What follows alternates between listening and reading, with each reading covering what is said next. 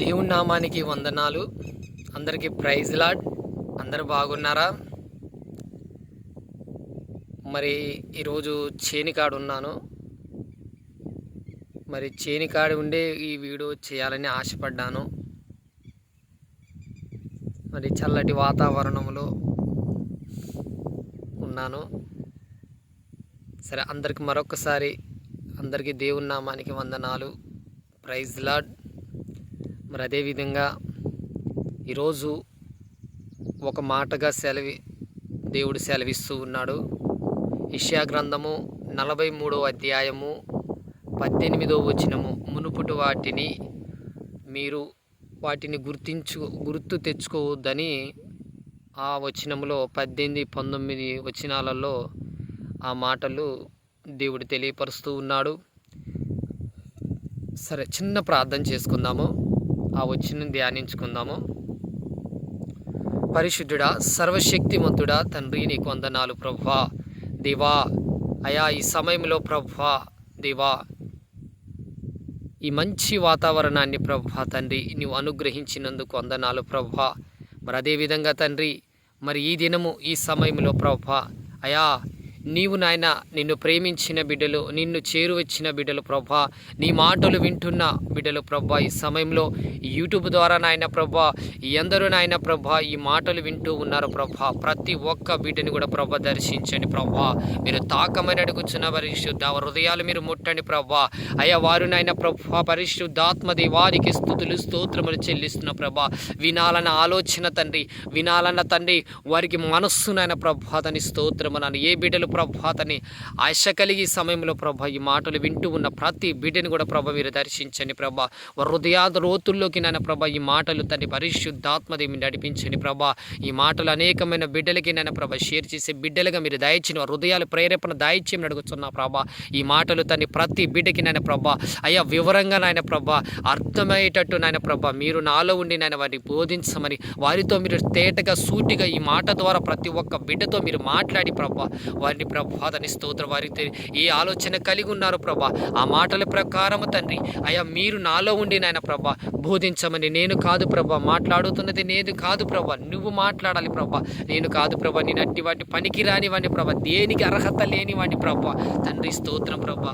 అయ్యా నా ప్రార్థన ఆలకించి నాయన ప్రభా మరొకసారి నాయన ప్రభా తండ్రి ఈ లేఖన భాగంలో ఉన్న తండ్రి యెషయా గ్రంథం 43వ అధ్యాయంలో తండ్రి 18, 19 వచనంలో తండ్రి స్తోత్ర పరిశును మాట్లాడిన మాటలు ప్రభా ఈ దినము నాయన బిడ్డలకి తెలియపరుస్తున్నాగా నాయన ప్రభా. వారిలో మీరుండి నాయన ప్రభా, నాలో మీరుండి నాయన ప్రభా వారికి తండ్రి సరైన మాటలు తండ్రి నా నోటిని ప్రభా తండ్రి తడబడకుండా నాయన ప్రభా అయా తని స్తోత్ర పరిశుద్ధి ఇలాంటి ఆలోచనలు నాకు రాకుండా ప్రభా సూటిగా తేటగా నీ మాటలు చెప్పుటకు నీ కృపని సహాయమును అడుగుచు యేసునామమున నడుచున్నాం తండ్రి. ఆమేన్, ఆమేన్, ఆమేన్. Praise lord. దేవుని నామానికి వందనాలు. అందరికీ ప్రైజ్ లార్డ్. మరి నేను చదివిన లేఖన భాగంలో యెషయా గ్రంథము 43వ అధ్యాయము 18, 19 ఆ వచనాలలో మరి మునుపటి వాటిని మరి మీరు గుర్తించొద్దు, మీరు నూతనముగా మిమ్మల్ని నేను నూతన పరిస్థితిని అని లేఖన భాగంలో తెలియపరుస్తూ ఉన్నాడు. మరి నా దగ్గర పరిశుద్ధ గ్రంథం ఈ సమయంలో నా దగ్గర లేదు. నేను వేరే పని మీద నేను వచ్చి ఉన్నాను. మరి మీరు చూసి ఆ మాటలు మీరు చూడండి. మీ దగ్గర పరిశుద్ధ గ్రంథం ఉంటే మీరు దాన్ని చదవండి అర్థమయ్యేటట్టు. మరి ఇప్పుడు నేను ఆ మాట ప్రకారం నేను తెలియపరుస్తూ ఉన్నాను. ఈ అవకాశం ఇచ్చిన దేవాది దేవుడికి వందనాలు. వింటున్న ప్రతి బిడ్డలకు కూడా వందనాలు. మరి సమయంలో మరి మునుపటి వాటిని విడిచిపెట్టమంటున్నాడు. రానున్న దినాలు ప్రతిది కూడా నూతనంగా ఇవి రోజు మీరు నూతనముగా అంటే దేవుళ్ళకి మరి ఏ రీతిలోకి వచ్చారో, ఏ సమస్యల నిమిత్తం మీరు వచ్చి ఉన్నారో ఆ సమస్యల నిమిత్తం మీరు పోయి మరి వాటిని విడిపించుకొని ప్రతి బంధకాల నుంచి విడిపించుకొని ఈరోజు మిమ్మల్ని నూతన క్రియ చొప్పున మేము దేవుని మిమ్మల్ని ఈరోజు బహుగా మిమ్మల్ని ఏర్పరచుకొని అది ఏ రీతిలో అయినా సేవ విషయంలో కావచ్చు, మరి ఇంకా ఆర్థిక సమస్యల విషయంలో కావచ్చు, కావచ్చు, ఇంకా బహువృద్ధంలో ఉన్న వారి గురించి కావచ్చు, అది ఏ రీతిలో అయినా కానీ ఈరోజు దేవుడు మిమ్మల్ని మీతోనే మాట్లాడుచు ఉన్నాడు. పరిశుద్ధాత్మ దేవుడు మీ అందరితో ఈ దినము ఆ మాట ద్వారా మీరు ఏ బిడ్డలు ఈ సమయంలో మీరు ఈ మాటలు వింటున్నారో ప్రతి ఒక్క బిడ్డను కూడా మీరు ప్రతి ఒక్క మాటని కూడా అర్థం చేసుకోండి. మరి ఈరోజు ఏ బిడ్డలు మరి పాత రోత జీవితాన్ని ఇంకా మరి మీరు రక్షణ పొంది దేవుళ్ళు యేసుక్రీస్తు వారిని అంగీకరించి ప్రేమించి ఆయనలోకి వచ్చిన ప్రతి బిడ్డ ఏ బిడ్డలు ఉన్నారో ఈరోజు బాప్తీసం తీసుకొని ప్రతి నెల మరి రొట్టె కార్యక్రమంలో, ప్రతి వారం రొట్టె కార్యక్రమంలో, అదేవిధంగా మరి ప్రతి విశ్రాంతి దినాన్ని ఆయన సన్నిధి ఆచరిస్తూ ఆయనలోనే భయభక్తులు కలిగి జీవిస్తున్న బిడ్డలు మరి ఉన్నారు. మరి ఈరోజు ఎందుకు ఉన్నారు అంటే ఈరోజు మరి ఆయన చేసిన మేలులు మరి చేసిన మేలులు ప్రకారమే కాకుండా నిజమైన యేసుక్రీస్తు వారు ఆయనే అని ఈరోజు మీరు తెలుసుకొని మనమందరం, నువ్వు నేను అందరూ ఎవరైనా కానీ ఈరోజు నేను కూడా అదే స్థితిలో నుంచి అదే సమస్యల నిమిత్తం, అదే బాధల నిమిత్తము, అదే నా దేహంలో ఉన్న సమస్యల నిమిత్తం నేను కూడా ఈ యేసుక్రీస్తు వారిని నేను ప్రేమించటము జరిగింది, అంగీకరించటము జరిగింది, ఆయనలోకి రావటము జరిగింది. పూర్తిగా ఎంతోమంది బిడ్డలు నన్ను కూడా మరి బాగున్నావు కదా మరి వదిలేరాదు ఇప్పటికన్నారు, కానీ నా సాక్ష్యం నేను పూర్తిగా మీకు ఒక దినము చెప్పవలసి ఉన్నది, నేను ఇంకా చెప్పలేదు. మరి ఒక మాటగా రెండు మాటలుగా తెలియపరుస్తూ ఉన్నాను. మరి ఇప్పుడు బాగున్నావు కదా, మరి ఇప్పుడు అంతా బాగుంది కదా, సరే ఏదో ఒక బాగు చేశారు కదా, మరి ఇప్పటికైనా మరి నీవు రా అని తొలగిపో, అటు వెళ్ళటం మంచిది కాదు, కరెక్ట్ కాదు, నువ్వు ఒక ముస్లిమ్స్ కుమారుడై ఉన్నావు, మరి వెళ్ళటం తప్పు కాదని మరి ఇక్కడ ముస్లిమ్స్ వాళ్ళు కానీ బయట నుంచి చాలామంది వచ్చారు. మరి అలా జరగటం అయినా కానీ నేను ఒకే మాటగా సెలవిచ్చి ఉన్నాను, దేవుడు నన్ను దర్శించాడు, దేవుడు నన్ను సేవకు వాడుకోమంటు సేవ చేయమంటూ ఉన్నాడు. అదేవిధంగా సేవ ఏమో కానీ ముందు నన్ను బాగు చేసి ఈరోజు నన్ను స్వస్థపరిచిన ఆ దేవుడు ఈరోజు ఆ స్వస్థపరచటం వల్లే ఈరోజు మీరు మరి ఆ స్వస్థపరచబడ్డావు కదా, మరి వాటిని విడిచిపెట్టు, ఆ దేవుణ్ణి విడిచిపెట్టు, అది కాదు, అది కరెక్ట్ కాదు, నువ్వు ముస్లిమ్స్ అయి ఉన్నప్పుడు నేను ఒకే మాట అన్నాను, ఏమనంటే ఈరోజు నేను వాస్తవమే నేను స్వస్థపరితే చాలనుకొని ఆయన దగ్గరికి వెళ్ళిన మాట వాస్తవమే. కానీ ఈరోజు దేవుడు నేను పరిశుద్ధ గ్రంథాన్ని దగ్గరికి నేను ఇప్పుడు యేసుక్రీస్తు వారిని అంగీకరించబట్టి 11వ సంవత్సరము నేను దగ్గరికి 8 సార్లు నేను పరిశుద్ధ గ్రంథాన్ని చదివాను. అయినా కానీ అంటే ఇది ఒక 8 సార్లు అంటే 7 సంవత్సరాల క్రితం, 7 సంవత్సరాలు అవుతుంది. ఈ 2-3 సంవత్సరాల్లో మరి ఈ 3 సంవత్సరాలు బైబిల్ ట్రైనింగ్లో మరి స్టీఫెన్ బాబు గారి దగ్గర మరి బైబిల్ ట్రైనింగ్ చేయటము బెంగళూరులో జరిగి ఉన్నది. అప్పుడు పూర్తిగా ఆ 7 సార్లు చదివినా కానీ నాకు అర్థం కాకపోయేది. మరి బైబిల్ కాలేజీలో మరి జాయిన్ అయ్యాను. జాయిన్ అయిన తర్వాత పూర్తిగా వాటికి అర్థాలు నాకు కొద్దిగా కొన్ని తెలిసినా కానీ కొన్ని తెలియకపోయేది. అందుకే మరి నేను బైబిల్ కాలేజీకి వెళ్ళి ఉన్నాను. అందులో దేవుడి పిలుపు ఉంది, మరి బైబిల్ నేను చదవాలి, మరి అనేకమైన బిడ్డలకి బోధించాలని నేను ఇలా అనుకొని దేవుని సేవలోకి వెళ్ళాను. నా సాక్ష్యం పూర్తిగా మీకు ఒక దినం తెలియపరుస్తాను. కానీ మరి ఒక మాటగా సెలవిస్తూ ఉన్నాను. ఈరోజు మరి నేను దేవుణ్ణి నన్ను స్వస్థపరిచి ఉన్నాడు కదా, దీంతోనే నేను విడిచిపెట్టలేదు. నన్ను స్వస్థపరిచి ఉన్నాడు కదా, నేను దీంతో విడిచిపెడదామని అన్న ఒక ఆలోచన నాకైతే రాలేదు. మరి ఇంకోటి ఏంటంటే మరి ఎందరో ఒక్కో మాట ఎన్నో మాటలు తెలియపరిచి ఉన్నారు. కానీ నా మనసు నేను పరిశుద్ధ గ్రంథాన్ని వచ్చిరాని చదువుతూ చదివాను. అప్పట్లో 7 సంవత్సరాల క్రితము ఈ బైబిల్ ట్రైనింగ్ పోయిన తర్వాత పూర్తిగా దాని అవగాహన వచ్చింది. అంతకుముందు చదివినప్పుడు నా కొంత హృదయానికి నిజమైన దేవుడు యేసుక్రీస్తు వారే కదా, సరే వాళ్ళు రమ్మని చెప్తారు, వాళ్ళు తెలిసి తెలియక వాళ్ళు కూడా మంచి మార్గంలోకి రావాలని నేను కూడా ప్రతిరోజు ప్రార్థన చేస్తూ ఉన్నాను. సరే వాళ్ళు నేను తెలియకనే ఆయన దగ్గరికి వెళ్ళాను. వాస్తవంగా అయితే స్వస్థపరచడం కోసమే నేను వెళ్ళాను. కానీ నా దేవుడు నన్ను తాకిండు. 3 దినాల్లోనే నేను ఏ క్షణం అడుగు పెట్టాను ఆ క్షణమే నాకు ఆ 3 దినాల్లో పరిపూర్ణ స్వస్థత నాకు వచ్చింది. ఒక బిడ్డ ద్వారా నేను వెళ్ళవలసి వచ్చింది. నేను పూర్తిగా వివరంగా నేను సాక్ష్యం యూట్యూబ్లో ప్రత్యేకంగా 1 గంట బట్టిది ఆ సాక్ష్యాన్ని నేను పూర్తిగా వివరంగా తెలియపరుస్తాను.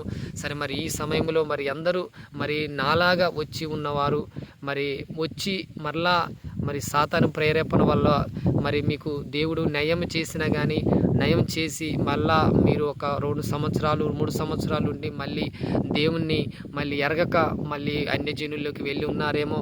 స్వస్థపరచబడ్డాం కదా, అవసరం లేదు ఇంకా దేవుణ్ణి విడిచిపెడదాంలే, మనం పూజించే విగ్రహారాధన ఉన్నాయి కదా, వాటిని ప్రేమిస్తామని అనుకుంటూ ఉన్నారేమో. తప్పది. ఈరోజు దేవుడు స్వస్థపరిచిండు. కానీ స్వస్థపరచటమే కాదు, స్వస్థత ఈ లోకంలో ఉన్నంత మట్టి మాత్రమే నీకు పరలోకానికి ఆ స్వస్థత తీసుకొని వెళ్ళదు.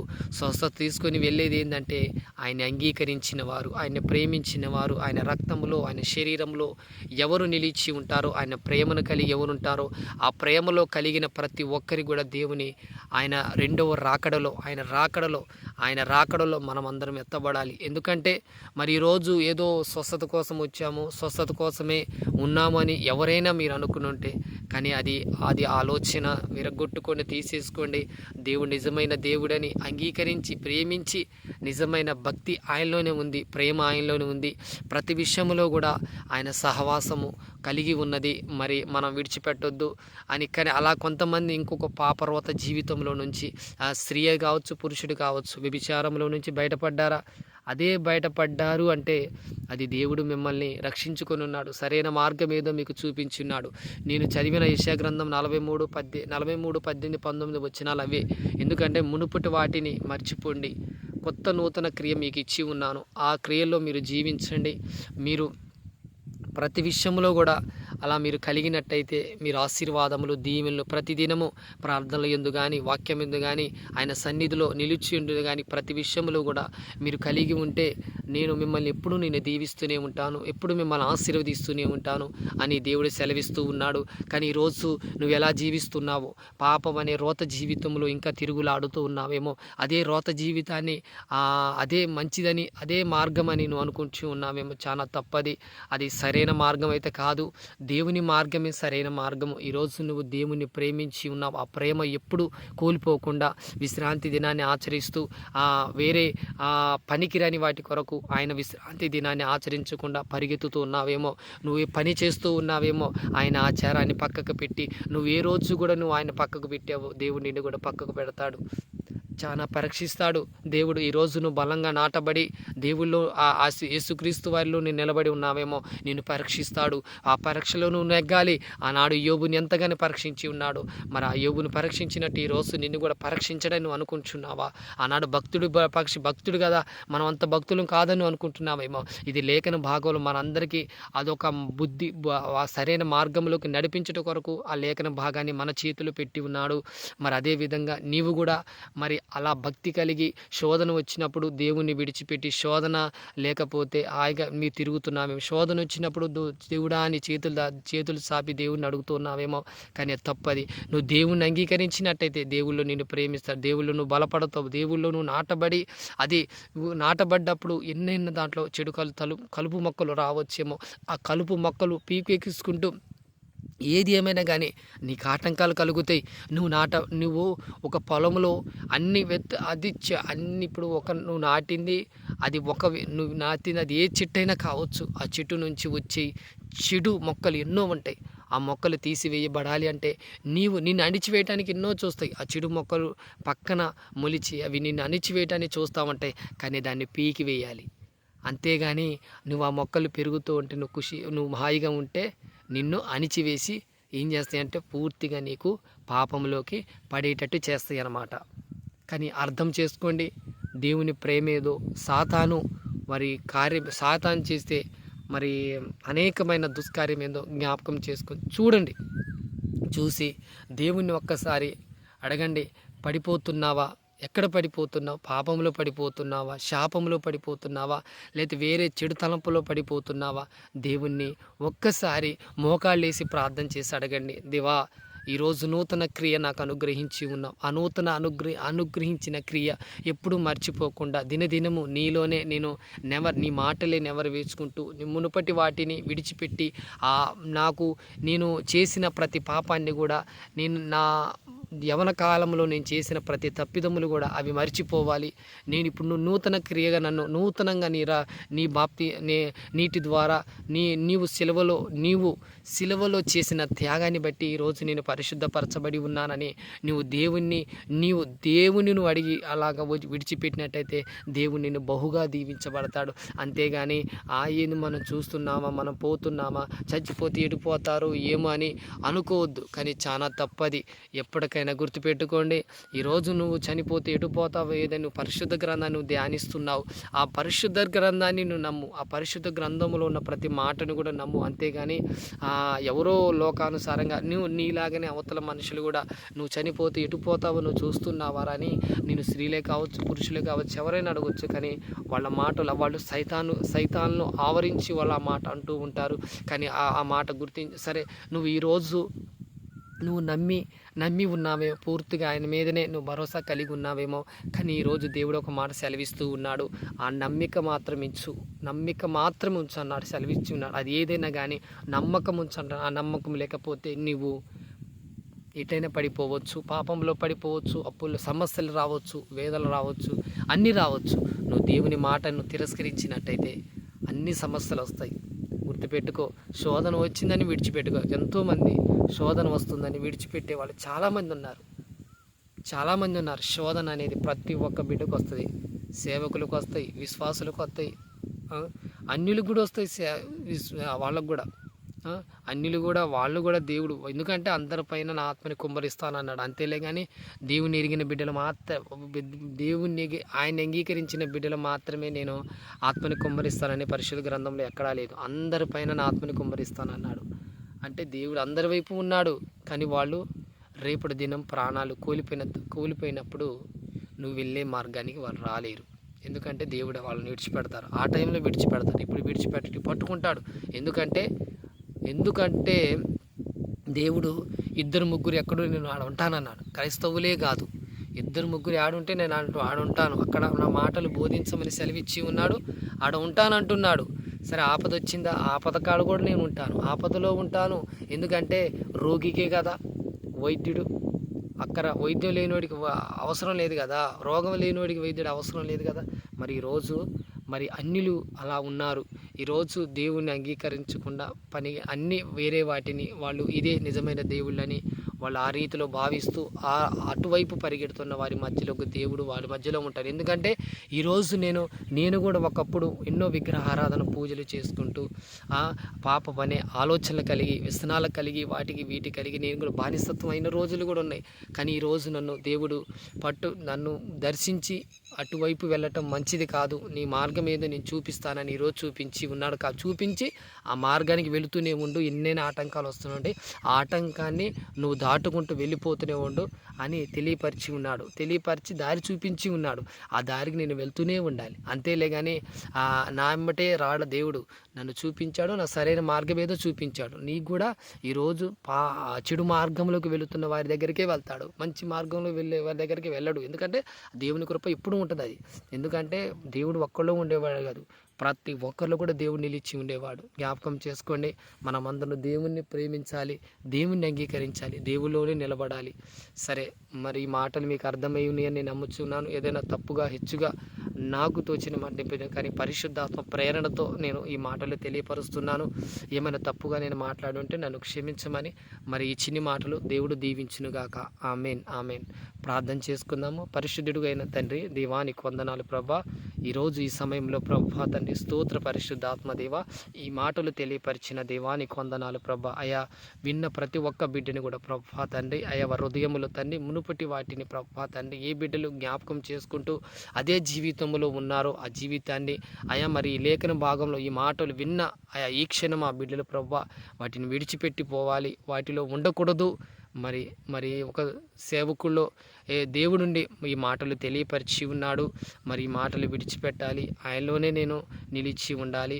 సరే, నేను పాత జీవితాన్ని మళ్ళీ ఆయనలోకి వచ్చి మళ్ళా నేను పడిపోతున్నానేమో, ఈ మాటలు నేను విని ఉన్నాను కాబట్టి మళ్ళా నేను సరిచేయబడాలని ఏ బిడ్డలు ఈ మాటలు అనుకుంటే హృదయానికి తాకి ఉన్నదో ఆ మాటలు అనేకమైన బిడ్డలకి, ఈ మాటలు తెలియపరిచిన మాట అనేకమైన బిడ్డలకి షేర్ చేసే బిడ్డలుగా దయచేసి వారిని ఇంకా వాళ్ళని ప్రభా, వారిని కూడా ఈ మాటలు విన్న ప్రతి ఒక్క బిడ్డను దీవించి ఆశీర్వదించి వారికి ఉన్న సమస్యలు, వారికి ఉన్న బాధలు, రోగాలు, ఇబ్బందులు ప్రతి ఒక్కరిని తొలగించమని యేసు నామమున నడుచున్నాం తండ్రి. ఆమేన్, ఆమేన్, ఆమేన్. అందరికీ ప్రైజ్ లాడమ్మా, ప్రైజ్ లాడ్, ప్రైజ్ లాడ్.